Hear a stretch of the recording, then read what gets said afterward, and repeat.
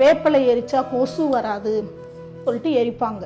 But இல்லை, வேப்பிலையவும் வேப்பங்குச்சியும் எரிக்கும்போது அது ரொம்ப கெடுதல். ஆனால் மண்ணோட மண்ணாக மக்க வைக்கும் போது பார்த்தீங்கன்னா அது நம்ம பூமிக்கு அவ்வளோ ஒரு உரமாகுது. மேற்கொண்டு பல மரங்களை அதை வளர்க்குறதுக்கு நம்ம உதவி செய்கிறோம். என் பேர் பெத்தனாட்சி முருகேசன்.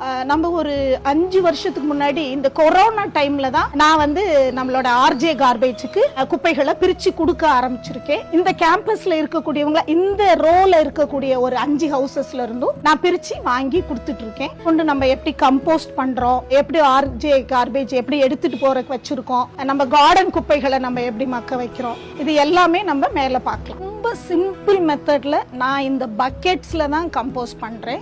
கிச்சன் குப்பைகள் மட்டும், அதாவது சமையல் அறையில இருக்கக்கூடிய காய்கறி குப்பைகள் பழ குப்பைகள் மட்டுமாக நான் இதுல எடுத்துட்டு வரும்போது எனக்கு 1 மந்த்துக்கு ஒரு பக்கெட் கரெக்டா வரும். அதுக்கப்புறம் அந்த 2 மந்த் நான் ஃப்ரீயா விட்டுட்டேன் அப்படின்னா அது நமக்கு முழுக்க முழுக்க கம்போஸ்ட் ஆயிரும். நான் இது மே மாசம் நான் ஏற்பாடு பண்ணது. இது கிட்டத்தட்ட இது எனக்கு பாதி போல கம்போஸ்ட் ஆயிடுச்சு. இன்னும் ஒரு 2 மந்த்ஸ் நான் இதை விட்டுட்டேன் அப்படின்னா முழுக்க முழுக்க இது நமக்கு செடிகளுக்கான உரம் ஆயிரும். இது நான் இந்த மந்த் போட்டுட்டு வந்துட்டு இருக்கிறது. காய்கறி குப்பைகளை நம்ம ஓரளவுக்கு உலர்வா போட்டோம்னா நமக்கு இந்த மக்குன வாட கூட வராது. ஏற்கனவே பாத்தீங்கன்னா இது என்னோட கம்போஸ்ட் தான். இது என்னோட ஹாஃப் கம்போஸ்ட். நான் இதுல நிறைய மாட்டு சாணம் போட்டிருக்கேன். இப்ப இந்த ஃபுல்லாவே நான் கீரை தான் வைக்க போறேன். பாதி வெயில் பாதி நிழல் இந்த கீரைக்கு போதுமானது. ஆனா நான் அங்கே கம்போஸ்ட் பண்ணிக்கிறதுனால இது ஃபுல்லாமே எனக்கு உரம் தான். மந்த்துக்கு ஒரு பக்கெட் சொன்னேன். சோ அதுல நீங்க 1 வீக்குக்கு ஒருக்க இந்த மண்ணும் கொஞ்சமா மாட்டு சாணமும் அப்புறம் மணல் ஒரு அரை சரட்டை அப்படி தூவி விடணும். உங்க இதுலயே இருக்கும், உங்க வீட்லயே ஒரு தொட்டி 4 தொட்டி வளர்த்தீங்கன்னா அதுல இருந்து மண்ணை போட்டுடலாம். மாட்டு சாணம் கொஞ்சம் வச்சுக்கிட்டீங்கன்னா வேமா மக்கும். மாட்டு சாணம் இல்லைனாலும் அது மக்க தான் செய்யும், நோ ப்ராப்ளம். நம்ம பக்கெட் சிஸ்டத்துல இப்ப நம்ம உரம் எப்படி மக்குறது கம்போஸ்ட் பண்றதுன்னு நம்ம பாக்குறோம். அது நான் 3 பக்கெட் ரெடி பண்ணி வச்சுக்கிட்டேன்னா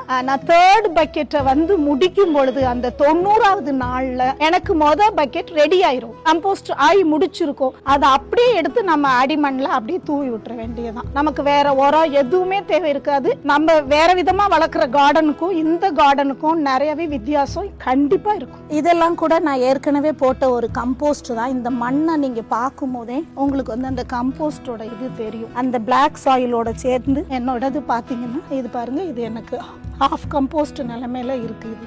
சம்டைம்ஸ் நமக்கு உரம் அதிகமாகி கூட சில செடிகள் செத்து போறதுக்கு வாய்ப்பு இருக்கு. பட் ஆனா இயற்கை உரமா இது இருக்கிறதுனால இது கண்டிப்பா வேர் பிடிச்சு நல்லாவே வளருமே தவிர செத்து போகாது. இந்த மல்லிகை இந்த சீசன்ல பாத்தீங்கன்னா எனக்கு டெய்லி 100 பூவா இது வரைக்கும் எனக்கு ஒரு 5000 பூ பொருள் பூத்திருக்கும். இது இப்ப முடிஞ்ச சீசனுக்கு நீங்க வந்திருக்கீங்க. இன்னைக்கு பூ இல்ல. வெட்டுக்கிளி இது வெட்டதான் செய்யும். இதுக்காக நாங்க எந்த உரமும் மேல் உரமா அடிக்கிறதெல்லாம் கிடையாது. வெட்டுக்கிளி வெட்டினாலும் பூ எனக்கு பூத்துக்கிட்டே தான் இருக்கும். இது கம்போஸ்ட் பெட். கம்போஸ்ட் பெட் நான் ரெடி பண்ணிருக்கேன். அடியில மண் இருந்தா நமக்கு நிறைய கிடைக்காது. மண் தரையில பண்றதுக்கும் இந்த சிமெண்ட்டுக்கு மேல பண்றதுக்கும் வித்தியாசம் இருக்கு. அடியில மண் இருந்தா நிறைய மக்கி அந்த சத்துக்கள்லாம் கீழே பூமியை நோக்கியே போயிரும். எனக்கு இப்படி கிடைக்காது. அதனால நான் இதை கம்போஸ்ட் பெட்டா கொண்டு வந்திருக்கேன். வேப்ப மரம் உதிரும் இல்லையா, அந்த 3 மாசத்து எங்களோட வேப்ப மர குப்பை ஃபுல்லா இதுக்குள்ளதான் இருக்கு.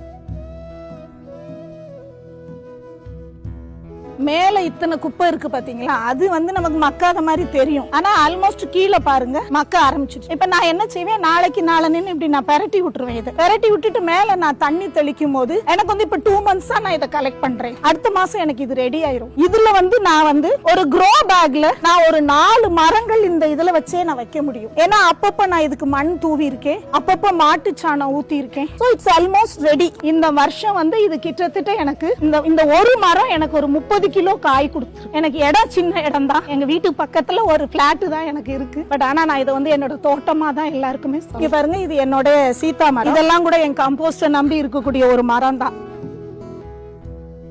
பிளாஸ்டிக் பாலித்தீன் கவர்கள் அப்படின்னு சொல்லிட்டு போட்டு இந்த இதுல நாங்க எழுதியிருக்கோம். இப்பதான் ஆர்ஜே கார்பேஜ்ல இருந்து எனக்கு எடுக்க வந்திருக்காரு சார். இது பாத்தீங்கன்னா அட்டை பெட்டிகள், அட்டை தெர்மோகோல் போன்றவை அப்படின்னு சொல்லி போட்டு எழுதியிருப்பேன். ரொம்ப சக்சஸ்ஃபுல்லா போகுது. இது தேங்க்ஸ் டு ஆர்ஜே கார்பேஜ். எல்லா ஊர்கள்லயும் வரணும், எல்லாரும் இதை தனிப்பட்டு எடுத்து செய்யணும், குப்பைகளை பிரிச்சு கொடுக்கணும். முனிசிபாலிட்டியை நம்பி இல்லாம நம்மளும் இதை வெற்றிகரமா செய்ய முடியும்.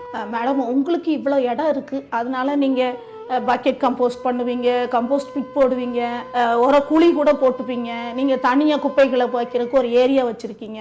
அப்போ இதெல்லாம் இல்லாதவங்க எப்படி பண்ணணும்? அந்த கேள்விகளுக்கான விடை தான் நான் இப்ப சொல்ல போறேன். இப்ப நீங்க கம்போஸ்ட் பத்தி கேட்கும் போது பாத்தீங்கன்னா இங்கேயும் நான் என்ன சொல்றேன், we need 3 buckets or 3 மண் பானை அதான் உங்களுக்கு தேவை. இதை வைக்கிறதுக்கு உங்களுக்கு ஒரு இடம், கீழே ஒரு வாளி வச்சுக்கோங்க, அதுக்கு மேலே ஒரு வாளி, அதுக்கு மேலே ஒரு வாளி. ஒவ்வொரு வீட்லேயும் ஒரு வென்டிலேஷனோட ஒரு இடம் இருக்கும், அங்கேயே நீங்கள் இதை பண்ணலாம். இதில் நீங்கள் நிறைஞ்ச உடனே அடுத்த பக்கெட்டை வைக்க போகிறீங்க. அந்த டைமில் நீங்கள் என்ன பண்ணுங்கன்னா, ஹோல்ஸை ரொம்ப போட வேண்டாம், சின்ன சின்ன 3 ஹோல்ஸ் மட்டும் போட்டுட்டு அடியில் ஒரு பிளாஸ்டிக் வச்சிட்டிங்கன்னா அந்த வடிகிற இது அதுலேயே வடிஞ்சிரும். நீங்கள் அப்பப்போ அதை மட்டும் எடுத்து க்ளீன் பண்ணி போட்டுக்கலாம். ஒரு பக்கெட் நிறைஞ்சோடனே இன்னொரு பக்கெட் வைக்க போகிறீங்க, இன்னொரு பக்கெட் நிறைஞ்சோடனே இன்னொரு மேல் பக்கெட்டை மட்டும் லைட்டாக பகல் நேரத்தில் திறந்து வச்சுட்டு இரவு நேரங்களில் மூடி வச்சுக்கலாம். ஏர் போகணும், அவ்வளோதான். அதுக்கு தண்ணி வேண்டியதே கிடையாது. நான் சொல்கிற அந்த மண்ணும் ஆட்டுச்சாணமும் கொஞ்சம் கொஞ்சம் வேணும். பானையாக இருந்தால் இன்னும் ரொம்ப நல்லது. ஒரு ஹோல் தான், ஒன்லி 1 ஹோல் நீட்ஸ். ஏன்னா மண்பானையில் எல்லா பக்கமே வென்டிலேஷன் இருக்கும், அதுக்கே கிடைக்கும். மண் அது மேலே ஒரு பானை, இன்னொரு பானை. உங்களுக்கு 3 பானையை ஒன்று மேலே ஒன்று வைக்கிறதுக்கு உங்கள்ட்ட வீட்டில் இடம் இருக்காது. ஒரு 10 தொட்டி செடி வளர்க்குறவங்களுக்கு தான் இது மேலே ஆசையும் வரும் போஸ்ட் பண்ணுறது. அப்படியே இல்லைன்னாலும் நான் ஒன்று சொல்கிறேன், கம்போஸ்ட் உரம் உங்ககிட்ட ஒன்ஸ் கிடைச்ச பிறகு ஒரு சின்ன சாக்கில் நீங்கள் உலர வச்சு பேக் பண்ணிங்கன்னா ரூபா கொடுத்து வாங்கிக்கிறதுக்கு தோட்ட கலை வல்லுநர்களாக இருக்கட்டும், நம்ம ஊரில் இருக்கக்கூடிய சும்மா செடி விற்கிறவங்க வாங்கிப்பாங்க. இல்லை எங்களை மாதிரி ஊரில் பெரிய வீடுகளில் இருக்கிறவங்க கூடிய செடி வளர்க்குறவங்க உங்கள் கம்போஸ்ட் உரத்தை வாங்குறதுக்கு ரெடியாக இருப்பாங்க. எங்கள் வீட்டை சுற்றி, அதாவது நான் என் தோட்டத்தை விட்டுருங்க, என் வீட்டை சுற்றி கொஞ்சம் இடம் இருக்கு இல்லையா, நான் தினம் மார்னிங் ஈவினிங் ஒரு முறம் குப்பை இல்லைனா கூட நான் கண்டிப்பாக வெளியே போட மாட்டேன்.